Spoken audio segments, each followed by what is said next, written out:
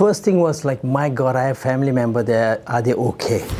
So we are desperately trying to communicate. And that's Dr. Lobsang Lhungay, an anesthesiologist at Mid-Hudson Regional Hospital in Poughkeepsie. Finally, we touched base, and I have a sister. She's in Nepal, and she's fine. She said everything is fine. The house shook a little bit. Nothing is damaged. Nobody is hurt. Dr. Lhungay is referencing the most devastating earthquake in Nepal. 7.8 on the Richter scale, claiming thousands of lives and wreaking havoc in Nepal's infrastructure. So after the reassurance of hearing his sister's voice and the downplay of destruction from where she lived, you'd think that would be the end of the phone call and the end of the story. But it's actually just the beginning. The next thought was, oh my God, signed here, maybe need to sign this. As a medical professional, Dr. Lhungay's main focus is to help people here in the Hudson Valley and 7,456 miles away. These catastrophic things have just hit Nepal, and we have never had an earthquake like that for the last 80 years. Typically, people will call, they'll make sure that their family's okay, and then they'll go on with their life, and you didn't do that. Since I'm from that, I have to try and, mobilize and try to do some help to the area. As fortune would have it, Dr. Lhungay already had a nonprofit organization called Himalayan Health Initiative, dedicated to the service of those in need in the Himalayan region. With which we were always doing a little when I'm on vacation, I would do a little health camp in certain part of Nepal to try to take care of, people who are sick.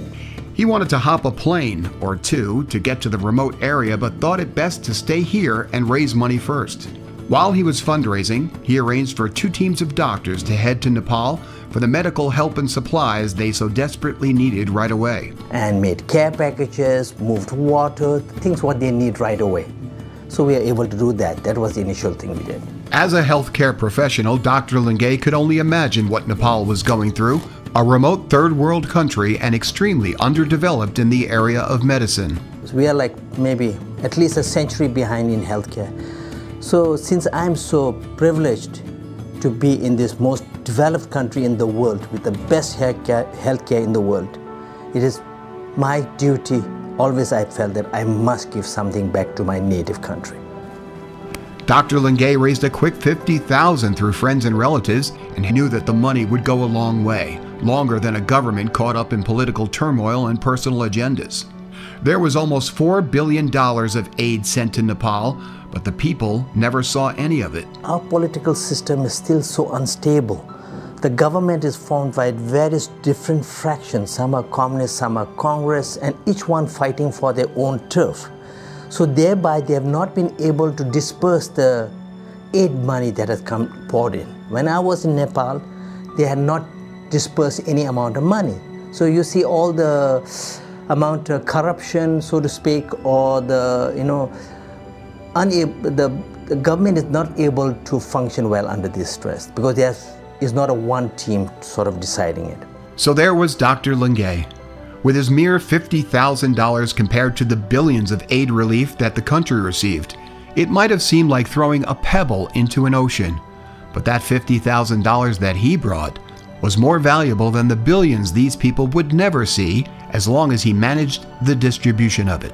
Because what happens is, as I told you, it's very unruly and people don't listen. Whatever aid was coming was sort of taken by the lower villages and they got really nothing. So I had gone to a village and we are going to be constructing 56 houses. Okay, we have, but how we are doing is we don't want to give you the money or cash. We will give you the materials to make it. We have identified the people, we've taken the names, address, talked to the people, scout the area, things like that. Upon his arrival, Dr. Lhungay realized that the devastation was worse than reported because Nepal was hit with a second earthquake that caused a massive landslide. In fact, the whole mountain sort of really came down to the river, so it destroyed everything in its path. In some places, I think the landslide did more harm to the place than the actual earthquake.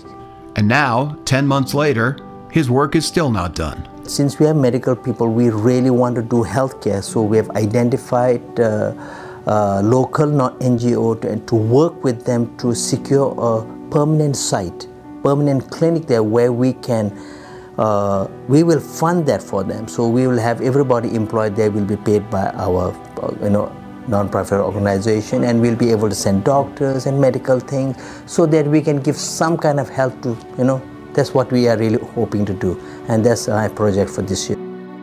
Dr. Lhungay, a clear example of how one person, one pebble, can have a rippling effect in the lives of so many. But when you see there's so much pain and suffering in other people who are your human beings, your brothers and sisters, so when you can do a little help, it makes your day, really. It's unbelievable the amount of joy it can bring you by helping people.